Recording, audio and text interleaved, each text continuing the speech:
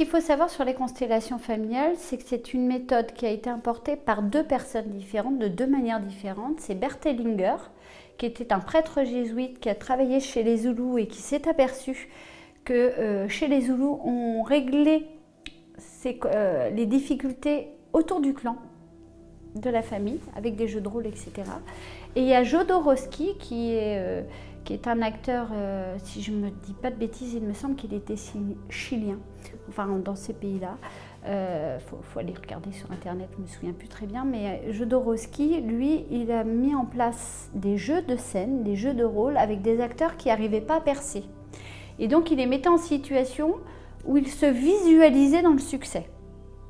Et donc c'est vraiment ce double apport-là. Donc on a un apport plus spirituel qui vient de Jodorowsky et un apport plus cartésien qui vient de Bert Hellinger, qui était allemand et qui lui a mis en place cette méthode en Allemagne parce qu'en fait ça a permis d'aller accompagner toute la génération post-hitlérienne qui portait du coup les fardeaux de la famille sur les actes de guerre, notamment en 14-18 et 39-45.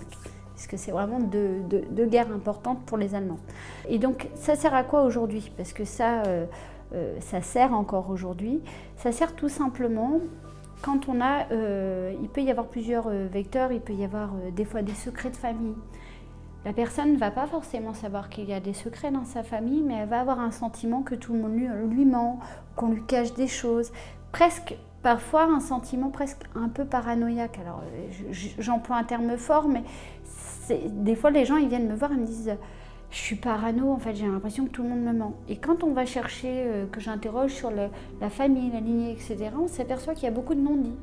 Ce qui explique du coup ce sentiment de méfiance qui peut amener jusqu'à ne pas avoir confiance en personne. Donc on travaille là-dessus. Souvent aussi ce qu'on recherche c'est l'exclu de la famille.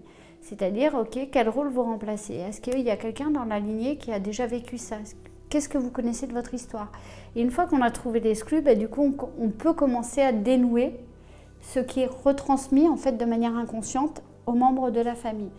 Mais pour dénouer, il faut aussi remettre du neuf. C'est-à-dire que dans toute approche, quelle qu'elle soit, il est important de remettre du positif où il y a eu du négatif. Parce que la nature, elle a horreur du vide. Donc, il faut mettre quelque chose à la place. Ou il faut faire de la place pour mettre autre chose. Et donc, l'idée, c'est de travailler au-delà de « Ok, il y a ça, mais du coup, ça vous a apporté quoi? Qu'est-ce que vous auriez envie de garder de votre lignée? Qu'est-ce que votre famille vous a transmis de positif pour vous qui vous êtes dans la vie ?» Et hop, on transforme comme ça. C'est un peu minimaliste ce que je dis, mais c'est l'idée en fait. C'est le chemin qu'on amène à amener. On va avoir aussi l'importance de l'équilibre du donner-recevoir. Ça aussi, c'est une vraie difficulté aujourd'hui dans la vie. C'est les gens qui soient soit dans l'excès de don, soit dans l'excès de prendre. Et donc l'idée, c'est ça aussi, ça se travaille autour de la lignée. C'est qu'il y a quelque chose qui manque d'équilibre à un moment donné. Et pour que l'équilibre soit remis, il faut vraiment que le donner-recevoir soit à l'équilibre. La vie est un équilibre. Par exemple, je crée mon entreprise. J'ai tout mis en place. J'ai fait de la com, j'ai fait des flyers. Et malgré tout ça, ça ne décolle pas. Et je ne comprends pas. Et ce n'est pas la première fois que ça m'arrive. Ou pas d'ailleurs. On va pouvoir aller investiguer autour de la famille ou autour de ce que la personne connaît. Est-ce que ça lui rappelle quelque chose quelque part? Est-ce que c'est déjà quelque chose dont elle a entendu parler, etc. Ou alors on va aller chercher le pourquoi. Est-ce qu'elle ne se sent pas légitime? Et donc on va chercher pourquoi elle ne se sent pas légitime. La légitimité, ça peut aussi venir parler dans la famille d'un enfant qui n'est pas un enfant légitime, par exemple.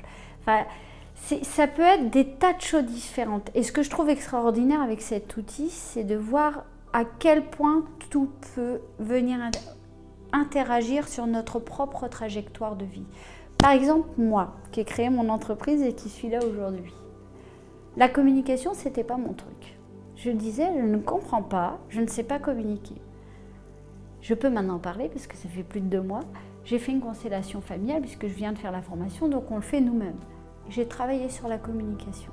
Et à partir du moment où j'ai travaillé sur ce vecteur-là, depuis quelques temps, je me retrouve à faire du travail autour de la communication.